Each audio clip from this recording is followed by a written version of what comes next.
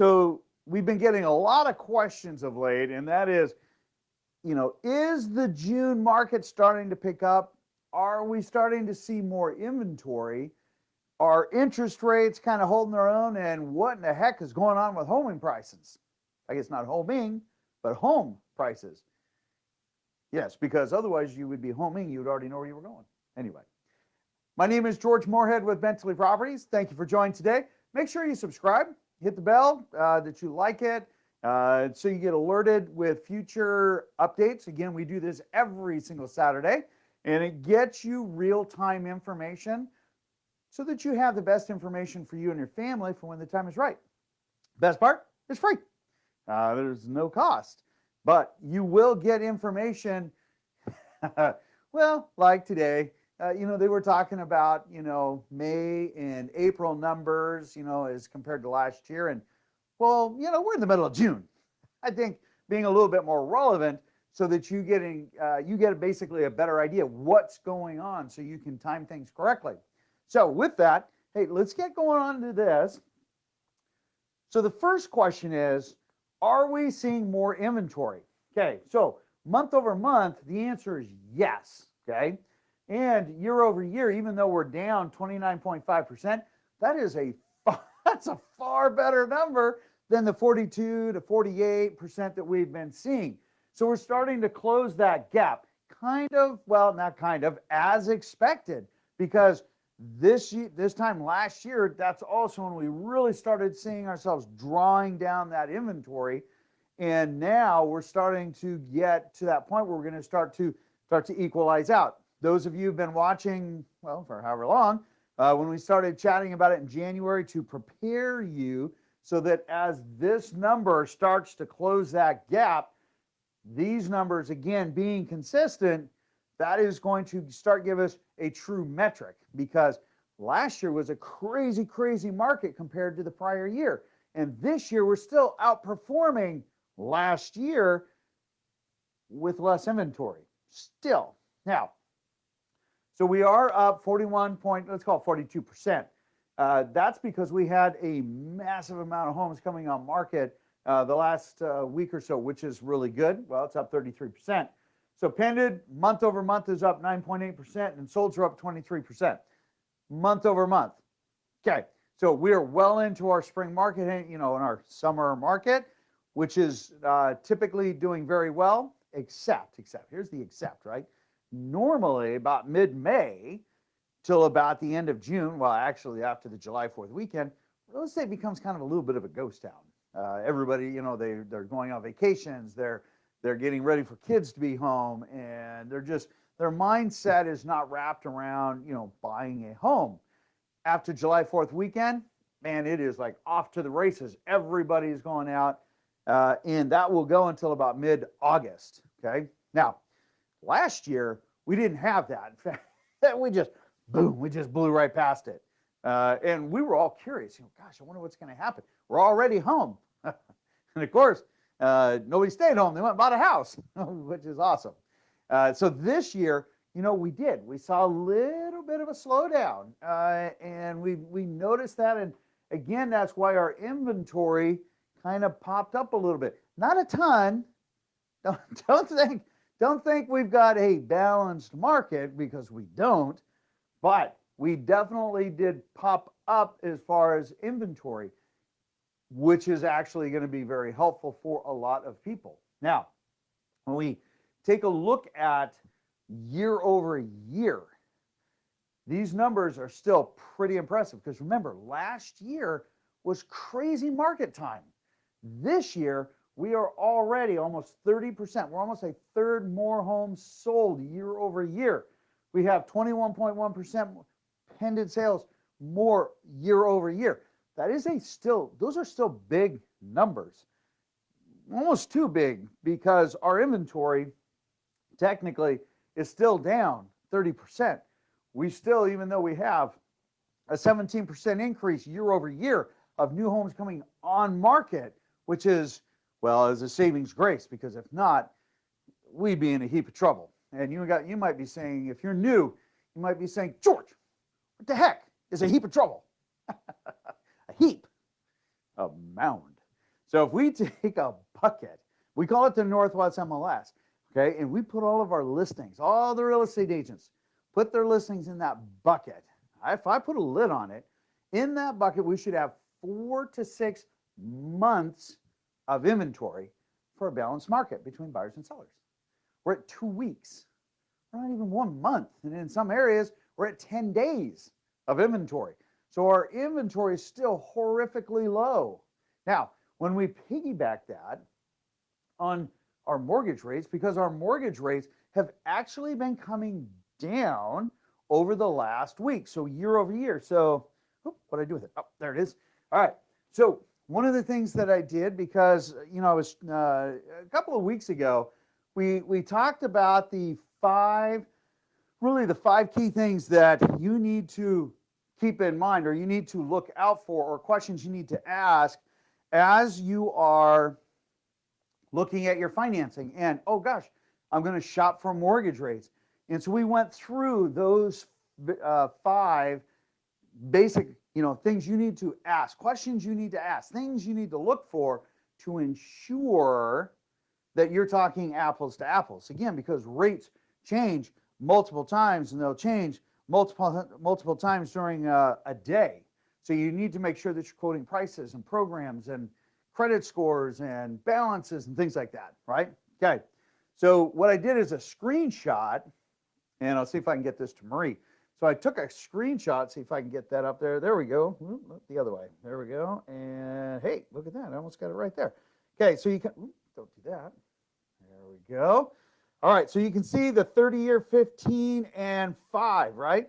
Note that the 30-year, the fees, okay, and points, that's a cost for that loan, is higher because it's based on risk. You see the 15-year is only 6, which is lower. The 5 and 1, which is 2, which is lower yet. But you can see, let's do that again.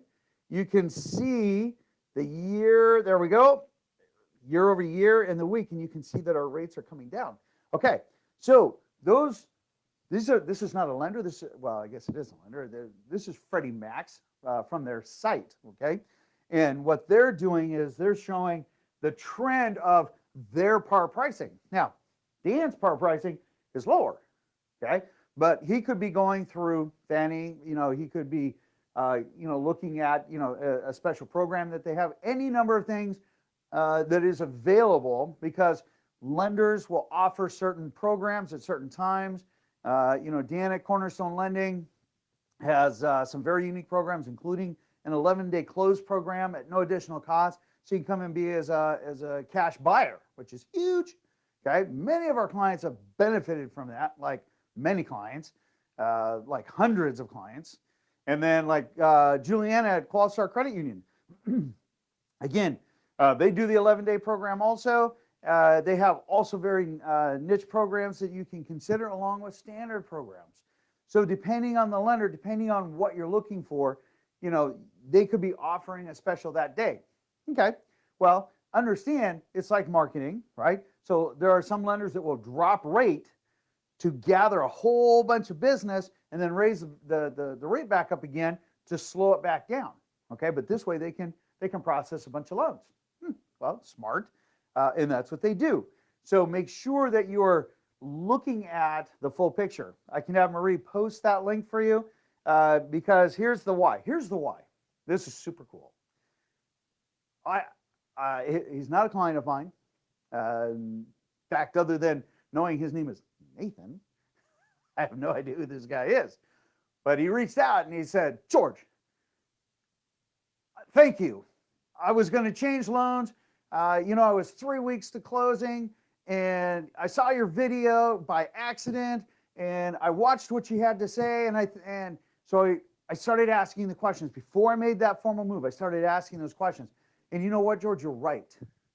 Because I would have had to put 10% down more, plus there were points to get that rate.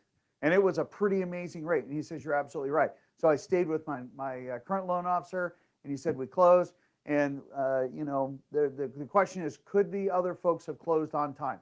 And he's like, you know what, George, you're absolutely right, because they said they needed a full 30 days. Well, I only had 3 weeks.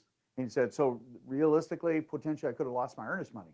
All right, it's perfect.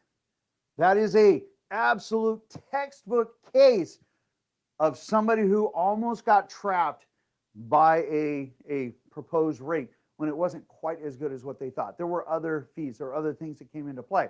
So Nathan, strong work, buddy. Glad that worked out for you. And that's why we do these videos. No strings attached. So if you have questions, make sure you ask. We get back to you within 30 minutes, except for on Sundays. We get back to you within 30 minutes. Super cool. And well, there you go. All right. So when we take a look at pricing today, interest rates are on a way down. We're also starting to see buyer activity increase. Not crazy. I anticipate that after July 4th weekend. Why? Because many of the people that I know are out, doing vacations. In fact, yesterday, I called a number of my favorite people to let them know it was National Go Fishing Day. And said, hey, you should go out fishing. In fact, you should come out fishing with me. And we go fishing together because it's fun. I do catch and release. If you don't know how to fish, well, we'll still have fun nonetheless. And, definitely, without a doubt, get out and do some stuff. That's what people are doing right now. After the July 4th weekend, we're going to see a huge uptick. Now, okay, so let's talk about that. Remember, earlier in the video, I said, okay, so after July 4th weekend till about mid-August, that's when we see a very aggressive market. But then it slows down. Okay, well, we have people doing last-minute vacations.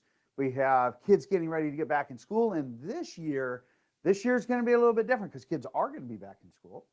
And I think that's going to be a little bit of a transition. And I think the mindset of buyers looking at homes is going to diminish. And I think we are going to see a bit of a slowdown. It's not a big deal. Just plan for it. If you're a seller, just be mindful that if you actually choose, post August 20th-ish, okay, that you're probably going to have a slower time, through most of August and September, okay? Okay. Make sure you're pricing yourself right. Make sure that you're setting your home up right. Hey, look, there's still plenty of buyers out there, okay? And no home will sell for less than market value.